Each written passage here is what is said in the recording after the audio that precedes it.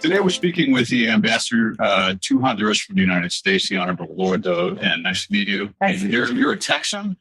I am. I grew up in a military family, but I've spent more time in Texas than any place What in my branch? entire life. My dad was in the Navy, so I've been moving. I was actually born in the state of New Mexico, but I only lived there 6 weeks. And so after 6 weeks, we moved and I've been on the road ever since. That kind of sets your stage for being able to be an ambassador, really. Exactly. When I had to choose a career, I went to work for IBM before I joined the State Department, and I enjoyed that a lot. I was working in marketing in Dallas, but I had a bug to continue moving. And so I switched from marketing to diplomacy, joined the State Department, and here I am all those years later. Well, I want to say we're here at a beautiful place. We're at the Grand Roatan, and back behind us is their new spa, which is gorgeous. We'll show you that through pictures later. You've been in Latin America. You started off in El Salvador. I did. I didn't start. And then you went and through your career to other places. You speak 3 languages.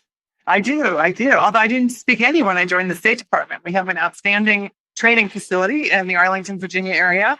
And we do a lot of language training there. It's like going to the United Nations. You walk by every room and there are different languages being taught inside of each room. So tell us about what you've learned, because most of your career has been spent in Latin America. What have you learned from what's changed from when you started in 1991, I believe, right? Right, exactly. So I started in El Salvador, and at that time there was actually a lot of sort of violent conflict and war going on in Central America. So I would say that's one of the largest changes. I was in El Salvador for the last year of the war and the first year of peace. And so I think that is a very obviously positive direction.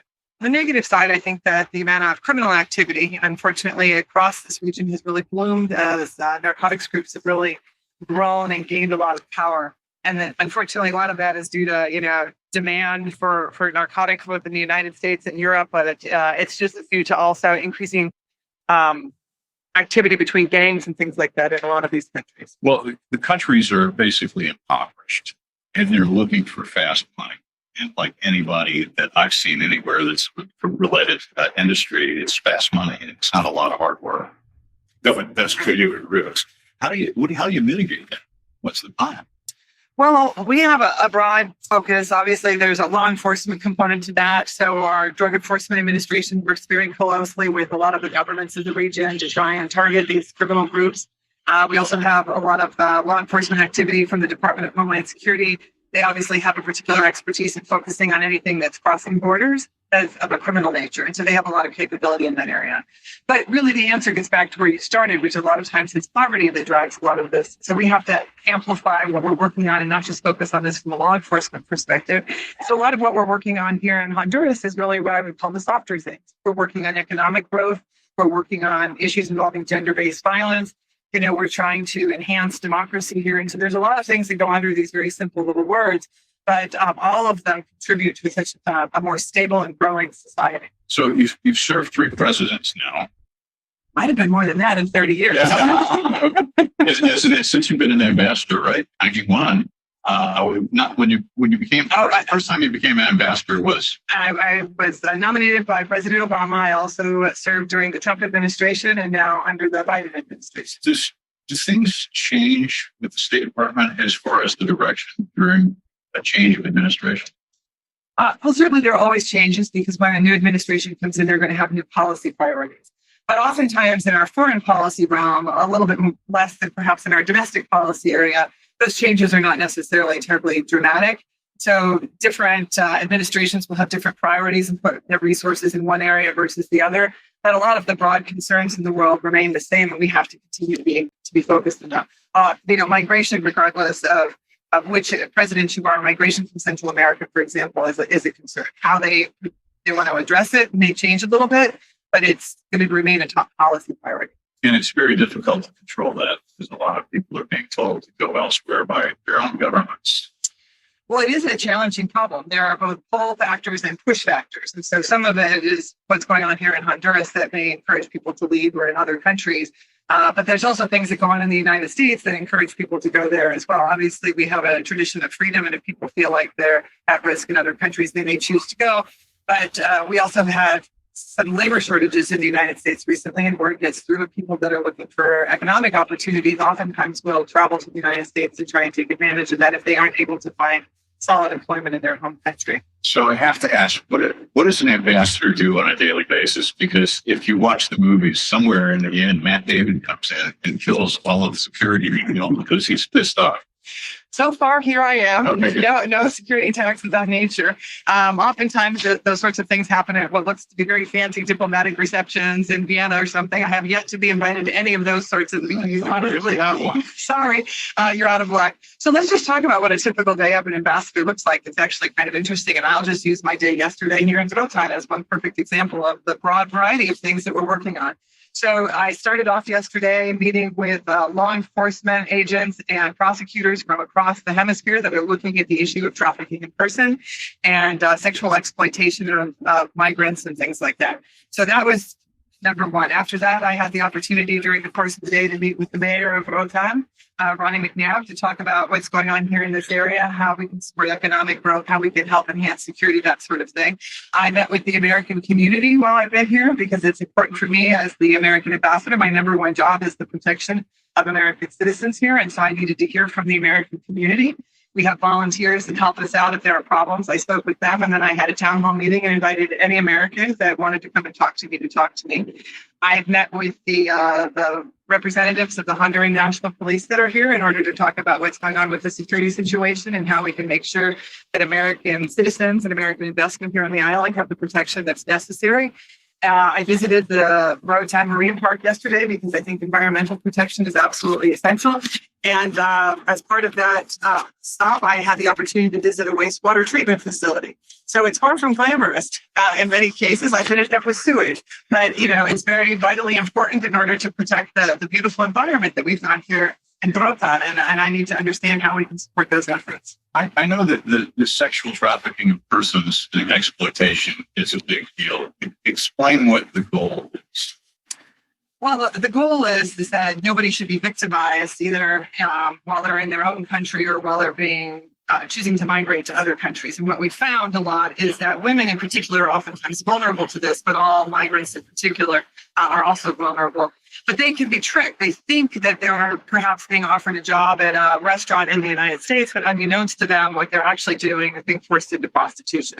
And so they take advantage of these opportunities where they think things are going to get better, but they find themselves a victim of some sort of slavery and traffic. And so it's very vitally important that we protect people along the way. We also want to make sure that when tourists come, for example, to a place like Roatan, that they're not encountering a bad situation here themselves. And so we need to be very much focused on this. This is a problem across the world. This is not unique to Honduras or to Latin America even. This is something that happens every place in the world. And the United States government puts a high priority on trafficking in persons. Yeah, it's a serious issue. And as a U.S. citizen, I look at perfect example. A few years ago, I brought my two daughters, and they fly from San Diego. And so I had to fly Avianca. And the best flight for me, and even for them, was pretty much direct, but it was out of L.A. at night. So they flew from L.A. to El Salvador to San Pedro Sula to here. Very simple flight. I know where they're going to be the whole time, but my ex-wife was just really upset. And I'm like, why? She's like, you picked the cheapest flight. I said, no, I'm going to save this for us. She goes, well, how can it be safe if they're in El Salvador and if they're in San Pedro Sula, two of the most dangerous cities in Latin America? Right. And this does not enhance the potential for tourism. This is a beautiful country on tourism. And you get one word out like that. I mean, I looked at the State Department's warnings, and Honduras is a 3 out of a 4 level of not travel. And part of that's related to certain small isolated packets where you just don't want to go. But you don't find that on Roatan. And Roatan's safe. And of course, people see that, and there's dollars not coming. Mm-hmm. No, you're exactly right. And we hear this concern about our travel information all the time, that it's a little bit too broad. But countries are very large, and it's very difficult to be minute. It's very specific within our travel documents when you think about who the target audience is, which is just the general American public that needs to travel. And the reality of it is that even though Roatan is safe, for example, there are things that do happen in Roatan. And if you're one of the unfortunate people that happens to, it's hard to say that wasn't a risk here. And these sorts of risks are very important to us to identify. I'll give you an example. Many years ago, I was working in Turkey, and there was a terrible traffic accident involving 2 young people who were killed in a bus accident. And at that time, we were not putting road information into our travel information. And a lot of that is included now. And it was as a result of the death of that young man and the work that his family did to start road safety organizations to say, look, they may not have elected to travel there had they understood that there were risks on the road of this nature. And so we as the U.S. government should, in fact, inform people, because those of us that live here, we understand the environment. The people that are coming from outside don't necessarily have that same advantage. And so we need to definitely make sure and share that information. This is a system that applies across the world. It's not unique at all to Honduras.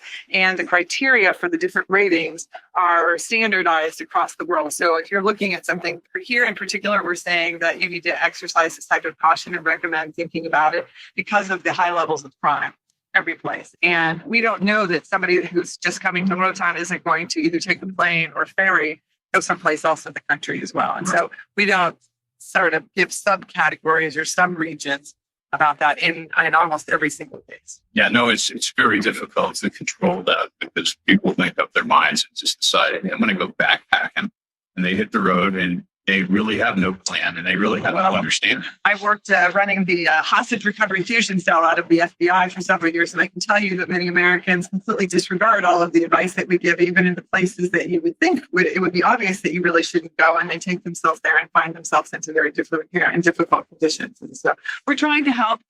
Fundamentally, this is a piece of information that's available. Americans have to read the information, assess it for themselves, and make a decision about what's right for them or their family. You mentioned the business environment and talking with Ronnie McNabb about what he's doing to help protect U.S. investment here. This seems to have been, after COVID, a lot of U.S. investment. People are buying property, they're moving here. And what is the general sense of Honduras as a country feeling about all of these U.S. expats buying their property on this island? Well, I have to let Honduras speak for Honduras. I'm the U.S. ambassador, so I really can't answer that particular question. But I think that, in general, it's important to grow the economy here, and this is a type of U.S. investment that's here. And I know that, as the U.S. ambassador, my job is to work with the government at all different levels, be it a local government or a national level government, to make sure that there's protection for investments to the extent possible. Of course, we operate in an environment where the law of that country, wherever you are, in this case, Honduras, applies. And there are differences in the laws between the United States and the laws of other countries. And I think it's very incumbent on people that are making decisions about investment to understand the laws of the country that they're going into. We see this around the world, where Americans don't understand that the U.S. system of legal protections, does not apply in a particular country, and they're oftentimes caught off guard and sometimes even victimized by making poor decisions because they just didn't understand the environment and they weren't able to get the proper types of legal advice. And then sometimes, sadly, corruption just impacts that, and they thought they were doing everything right and they were working through the system properly, and then they're still a victim of some sort of fraud or investment. Yeah, I have an attorney that I have featured regularly on the radio station, and that's one of the things he's concerned about. He does deal with a lot of U.S. expats and Canadian expats down there, and he says, you can't believe everything that you're being told, and you really need to get good legal advice. But one thing I found here is that you can be represented by the same attorney on both sides. So whatever in the best interest of that attorney, there is no separation. Well, that gets to my fundamental point, which is the systems are entirely different in this country. And so you have to understand, and this is true in Honduras, and this is true in any country in the world. When you go in as a foreigner, you need to understand what that system is, how it works, how the lawyers work, how does the judicial system work, what's the speed of the judicial system. It's much different here. It's much slower here. It can take years and years and years, not just for an American to get something through a court system, but for a Honduran to get through a court system. And so it's a long and extended process. And it just is important to educate yourself as you make these decisions. But as the large American expat community here in lovely Roatan knows, many people have been here living quite successfully, quite happily for years and years and years. And so it can be, a great thing to do, but you have to go into it, educate yourself and take extra precautions. I want to wrap this up. What can U.S. citizens do to prepare for living here or visiting here, in your opinion, that would make life at the embassy for everyone easier? Well, I think, like I said, it's very important to understand the rules of the country that you're going to. So many times people will get into trouble with narcotics. They're taking some sort of prescription medication at home, for example, and they don't realize that that particular medication is illegal in the country that they're going to, and they can find themselves into trouble. So I would urge you to read online all the travel information that the U.S. government provides, and that website is travel.state.gov. And then for Americans that are leaving the United States and traveling, regardless of where it is, I strongly encourage you to enroll in the STEP program, which is available on travel.state.gov. And this is a way that you can let the U.S. Embassy in whichever country you're visiting know that you're there, and that we will be sharing information that we share with local people who let us know that they're in the country. Sometimes a little bit different than the information that's available on the big State Department website at travel.state.gov. We're tailoring it more for people that are in a particular place at a given time. And then make sure that you know how to reach the American Embassy in case of problems. We are here to help. I have a large team of consular professionals that work there, and not only do they provide passport services and things or notarial services that people are more familiar with, but if there's an emergency, they're also able to step in and make sure that there are resources available to help and to help guide you. If you're hospitalized or if you need to be medevac to the United States, they can provide a lot of assistance in that regard, or a lot of advice. Ambassador, it's a pleasure to meet you. Pleasure to meet you. Thank you so much. George, stay here. I have. This is my first trip to Roatan, and it's such an exciting opportunity. I'm sure it will not be my last visit to this beautiful location. And you have to have one of those big balls that they have in Hollywood at the embassy, so you can invite us. There we go. There we go. I'll have to figure out how to do that. Thank you so much for the invitation to speak with you.